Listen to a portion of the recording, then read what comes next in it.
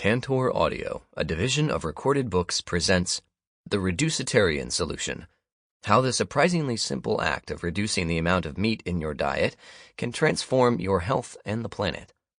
Edited by Brian Kateman. Narrated by Graham Halstead and Amanda Ronconi. Foreword. Mark Bittman.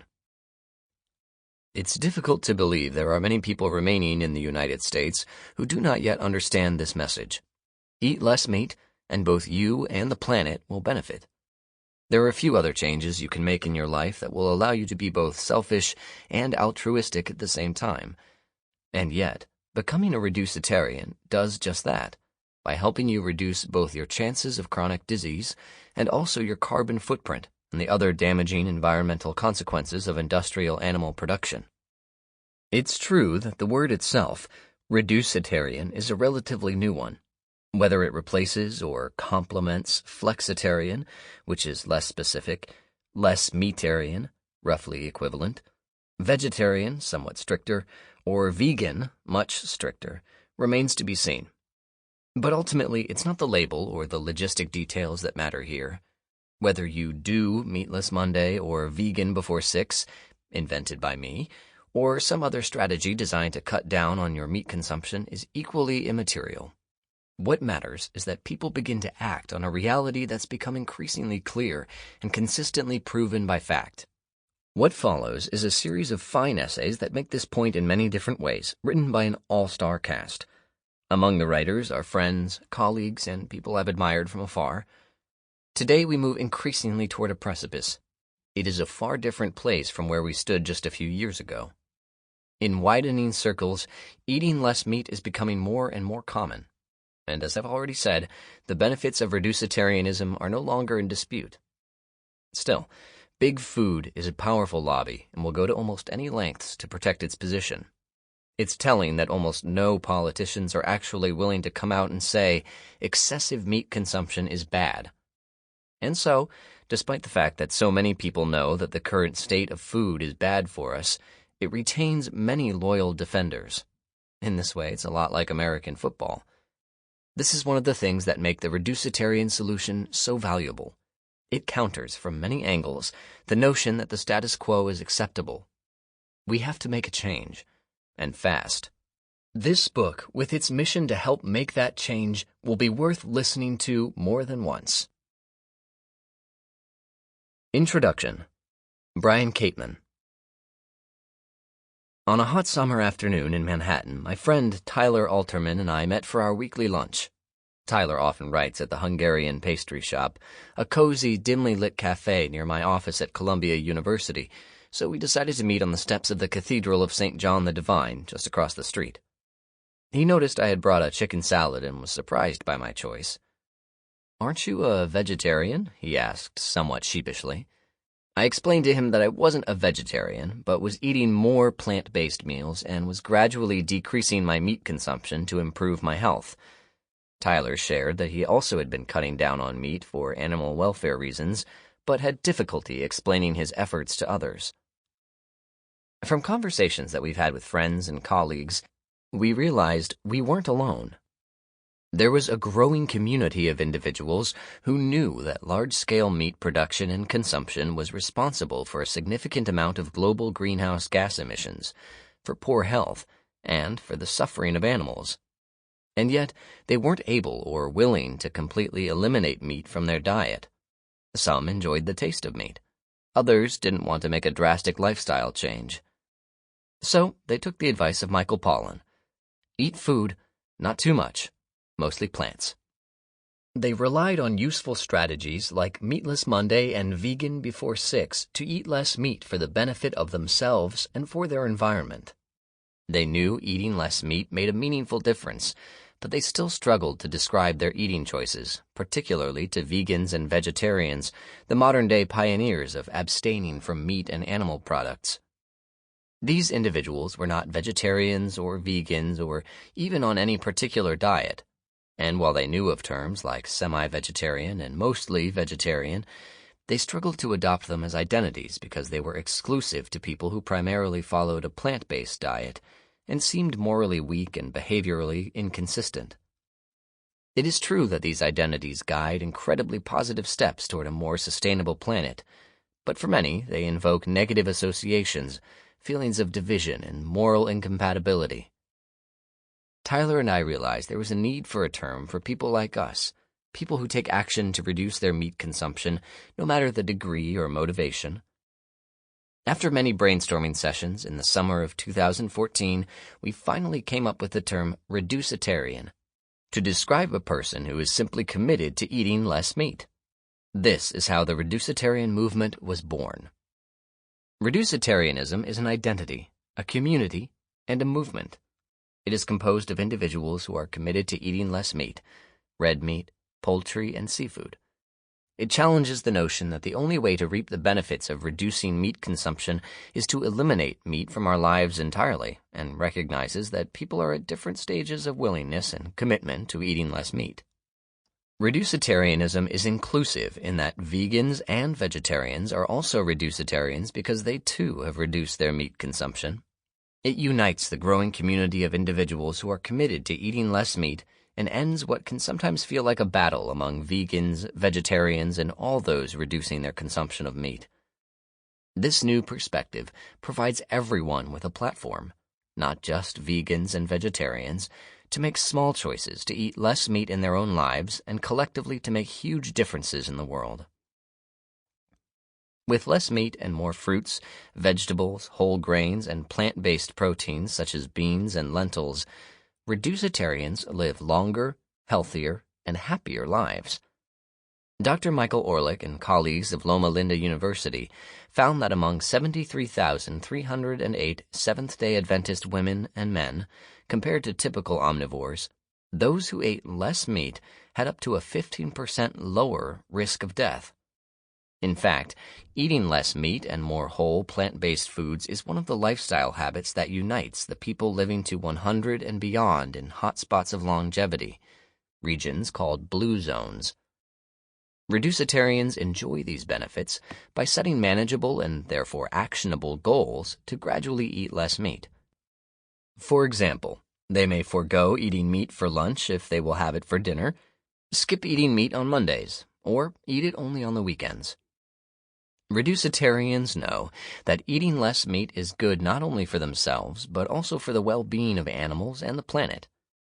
Did you know that the average American eats approximately 2,000 land animals in his or her lifetime, leading to the suffering of over 9 billion factory-farmed animals every year in the United States alone? The number of sea animals killed is so high that it's difficult to estimate. It's pretty simple. The less meat we eat, the more animals we save. And along the way, Reducetarians mitigate water scarcity and climate change issues. Dr. Ian Y. Hoekstra of the University of Twente in the Netherlands found that diets consisting of less meat could reduce food-related water footprints by up to 36%. In a separate study, Dr. David Tillman and Mr. Michael Clark of the University of Minnesota calculated that eating more plant-based proteins could reduce greenhouse gas emissions by up to 55%. There's no doubt about it. Eating less meat and being a Reducetarian is healthy, easy, and good. This book is a compilation of perspectives from thought leaders across many disciplines on the concept of Reducetarianism. The essays are categorized into 3 sections: 1, mind; 2, body; and 3, planet, as our food choices affect each in profound and distinct ways. The purpose of the book is to provide information and guidance on eating less meat. Along the way, you'll learn about the environmental, health, and animal welfare benefits of eating less meat, emerging trends in cutting-edge meat alternatives, how corporations and the economy shape meat consumption patterns, scientific and philosophical perspectives on meat, such as myths concerning meat consumption and human evolution, the relationship between meat and our far-distant galaxies, and more. Throughout, you will encounter strategies for eating less meat. And finally, you will discover easy vegan, vegetarian, and reduced meat recipes to put Reducetarianism into practice in your own life. This array of perspectives on Reducetarianism from influential thinkers around the world, paired with simple and fun recipes from renowned chef Pat Crocker, will provide you with useful tools and resources to eat less meat and encourage others to do the same. Your journey to a healthier, more environmentally friendly, and compassionate lifestyle begins today. And once you've discovered how easy and impactful it can be, you'll want it to last forever. Mind. The mind is everything. What you think, you become. Buddha. The bizarre forces that drive people to eat too much meat. David Robinson Simon, author of Meatonomics, How the Rigged Economics of Meat and Dairy Make You Consume Too Much, and How to Eat Better, Live Longer, and Spend Smarter. Americans consume almost 200 pounds of meat annually per person, more than almost any other people on the planet, and nearly twice what we ate 75 years ago. We also have twice the incidence of diabetes and heart disease as the rest of the world, and almost 3 times the incidence of cancer. There is little doubt that, as this book's many authors argue, we must reduce our meat consumption. Perhaps like an engineer peering inside a motor to see how it works, we can explore the machinery of animal food production to learn why meat consumption levels are so high to begin with. If we can understand what makes Americans want to stuff a half-pound of meat into our mouths every day, maybe we can find ways to cut those huge consumption levels. As consumers, we like to think we make informed, well-founded decisions about what to buy, but when it comes to purchasing meat, new evidence shows consumers are routinely denied the ability to make such informed, rational decisions. Instead, government bureaucrats and industry players overwhelm consumers with a triple whammy of price miscues, product misinformation, and aggressive manipulation. Like an invisible leash pulling us around by the neck, this set of influences literally changes our behavior and makes us buy more meat than otherwise. This essay looks at one of the most pernicious forces that drive people to consume animal foods in such huge quantities: artificially low prices. The double $1 cheeseburger. The price of a McDonald's double cheeseburger hasn't changed much in 2.5 decades. It was $1 in 1991, and it's just over $1 today. The prices of other consumer goods have increased substantially in that time. What keeps the price of meat so low? The answer is externalized costs, a fancy term for a simple concept. Producers externalize their production costs when they impose them on society instead of bearing the costs themselves. Steve Wing, a University of North Carolina at Chapel Hill epidemiologist, expressed this phenomenon succinctly in a New York Times article published, serendipitously, the day I sat down to write this piece.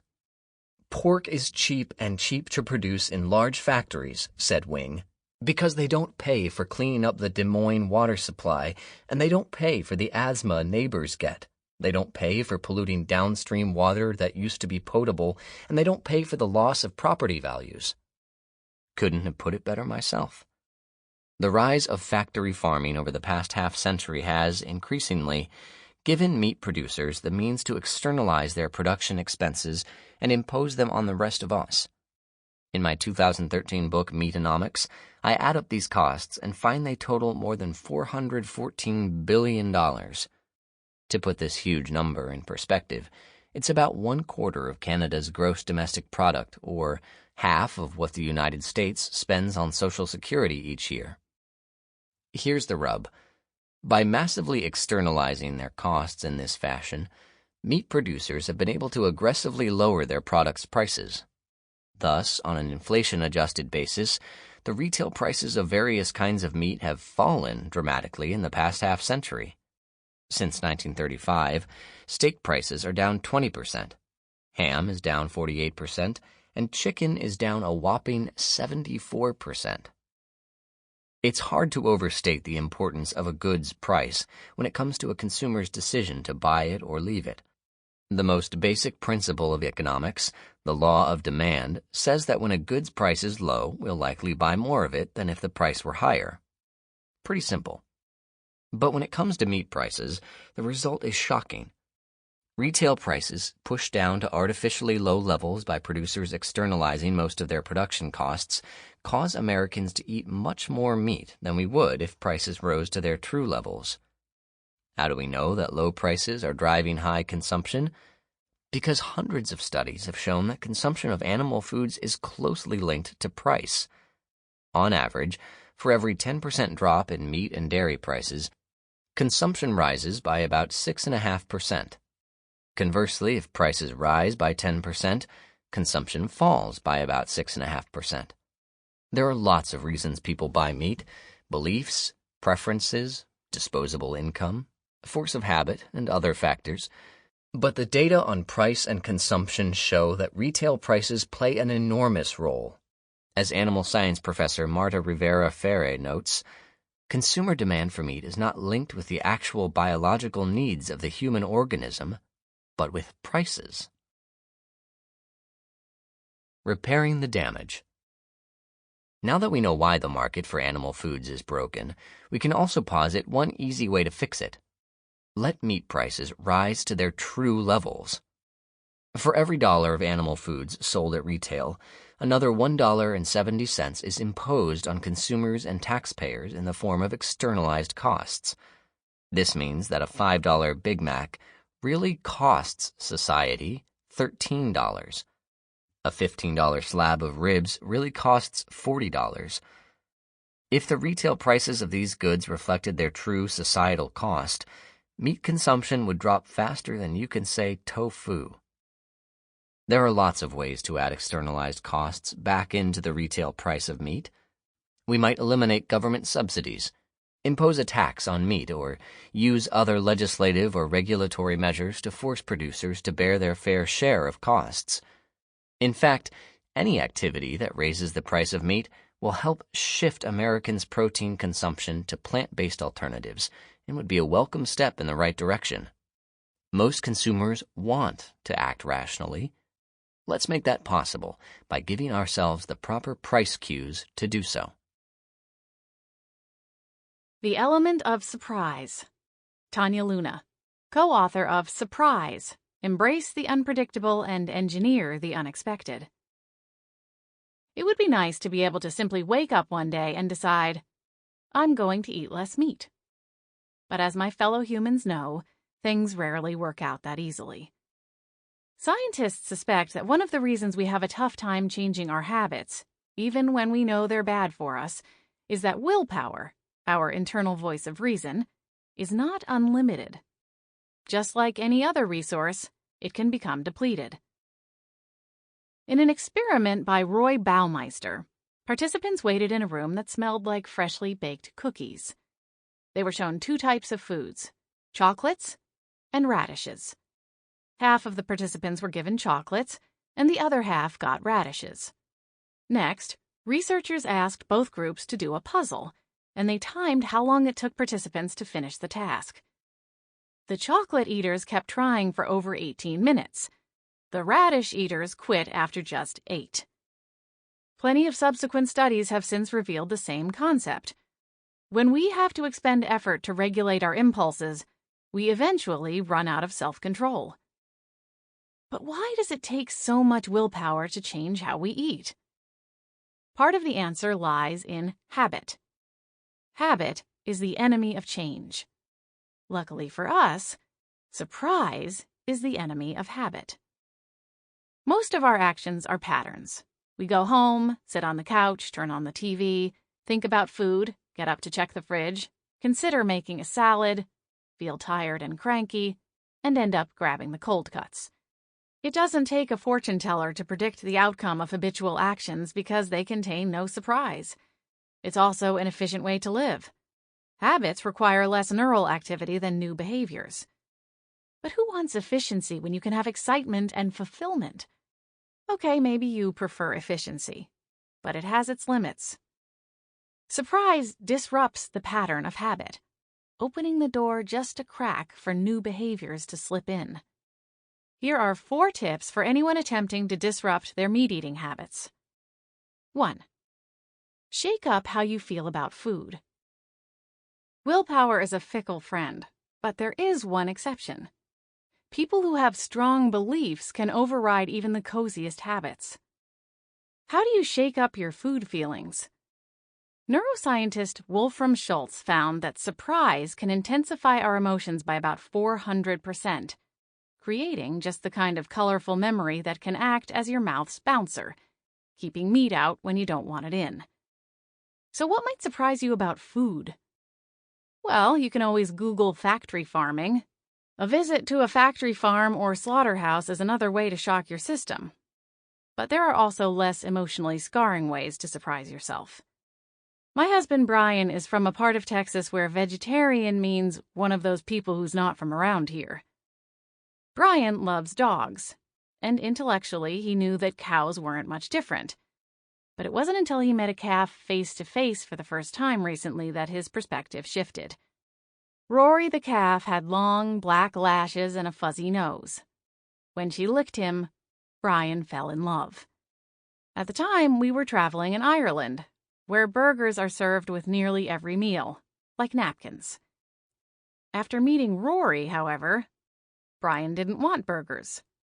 He's not a vegetarian, but now he doesn't eat beef. You could argue that he should be able to transfer his experience over to other animals, but that's just not how our brains always work. We need an emotional experience for that shift to happen. 2. Mix surprise into your shopping. Let's say you've shifted your thinking. That's step 1. But how do you disrupt your old meat-eating habit even further? When willpower runs out, we've got to use our environment for help. The first place to mix in surprise is shopping. The more routine your trips to the supermarket are, the less room for change. So here are some very small ways to incorporate sparks of the unexpected into your list. Change the order of aisles you visit in the grocery store. Go to a different store. Always buy one non-meat food you've never tried. Visit farmers markets and ask the vendors about their farms. Wear a Reducetarian-inspired outfit while you shop, whatever that means to you. Yes, our brains love efficiency, but even more than that, they love novelty. New experiences release dopamine in our brains, the neurochemical that triggers excitement and pleasure. The more hits of dopamine you give your brain, the more motivated you'll be to keep up your surprising new approach to shopping. 3. Surprisify your kitchen. Research shows that we make better food choices when we eat at home. But how can we get the most out of our home-cooked meals? As it turns out, a sprinkle of surprise works here too.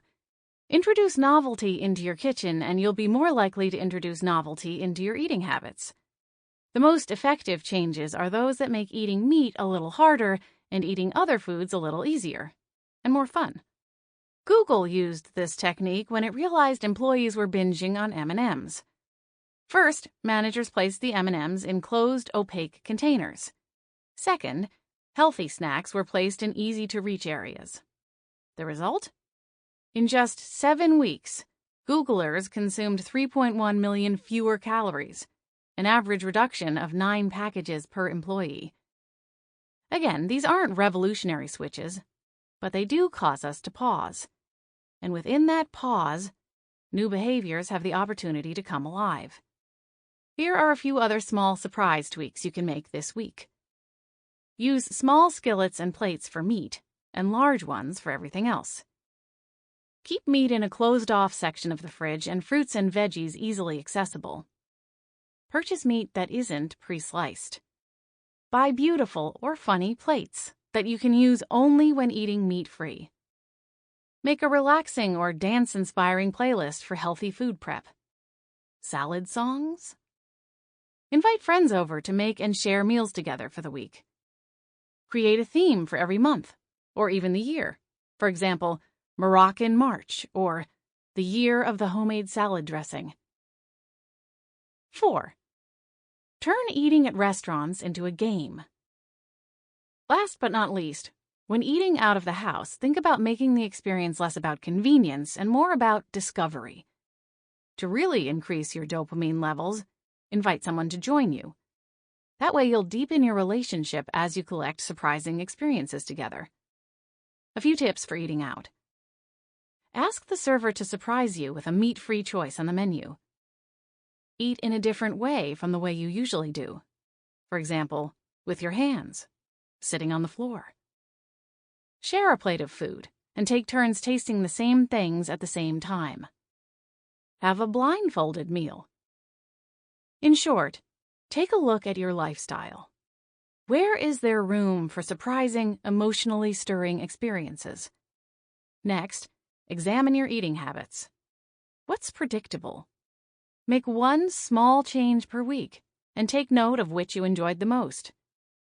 Novelty boosts mood, and a positive mood increases willpower, making you even more capable of changing your habits. Plus, surprise is fun. And who doesn't like fun? Now go on and surprise yourself. A little less lonely in my corner of the world. Joanna Zellman, Executive Editor at The Dodo. I was 7 years old when I decided to reduce my meat consumption to help farm animals. It was 1993. A lonely time to embark on such an endeavor in my small town. The experience is different today. The rise of social media has pieced together those in many corners of the world who are passionate about animal welfare, the environment, and human health.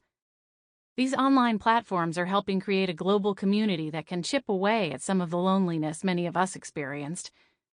First graders clamoring for Big Mac toys surrounded me 2 decades ago. When I unwittingly ate a pepperoni-stuffed calzone, the entire lunchroom pointed and laughed. Okay, it was possibly just the handful of first graders at my table who laughed. Or maybe it was even just one kid. But it felt as if the entire world were laughing at me. I was fortunate to have an understanding family, but there were few resources and community support was scarce. Now we can Instagram veggie snacks, pin tasty dishes, and like a cauliflower casserole. We can pledge to join health challenges, blog our concerns for animals, and join meatless Twitter chats. Heck, we can even brag more. 10th Burger-Free Tuesday? Shout it from the rooftops. Rooftops equals Facebook status update. And we can support each other's goals. Comments, retweets, and likes are simple ways people are encouraging friends, family, and strangers to improve their health and the planet. A decade ago, my incredible mother would stock up on bags and bags of the only gelatin-free marshmallows we could find when we visited Washington, D.C., 6 hours from home. These treats were so hard to come by that when I was roasting one marshmallow over a campfire and saw it melting into the flames, I lunged in and grabbed it with my bare hand. If only vegetarian marshmallows were an Amazon order away back then, I might have avoided wearing a burn bandage through the summer of 1999. Access both to alternative products and to information have improved. We can find and share recipes online. Veggie-friendly restaurants are searchable by zip code. My friend on a budget wanted to reduce his meat consumption, so I sent him a Reddit thread of cheap vegan meals. We have easy access to advice from experts, like those at the Mayo Clinic encouraging meatless meals, and the Centers for Disease Control and Prevention's, CDC's, fruit and veggie recommendations. We can calculate our carbon footprint with the click of a button, and then realize that what we put in our mouth impacts the planet. When a family skips a steak once a week, it's like taking their car off the road for almost 3 months. Like all tools, those available in the digital age can be used for ill as easily as goodwill. The illegal wildlife trade and puppy mills have taken advantage of the internet to the detriment of animals. Some viral videos even unknowingly promote the illegal pet trade, like of the slow loris. And cameras shut off when those teacup pigs suddenly start growing. Meanwhile, misinformation is rampant, and it's difficult to mine for the reputable animal care advice. Demand for the newest, hottest, shiniest tech products to engage with our social media platforms are also demanding a lot from our planet's resources. Twice as many electronic products were sold in 2009 as in 1997, the EPA estimates. The sale of mobile devices increased 9 times over. Americans throw out millions of electronics every year, often without regard for proper e-waste disposal. This toxic waste threatens the health of millions of people around the world. But it's far from all bad. Whistleblower sites like WildLeaks, online resources to report animal cruelty, and access to tools protecting animals are helping out the good guys. It's easier to donate to reliable welfare groups. Undercover animal footage spreads rapidly, when it's not banned. Sample complete. Ready to continue?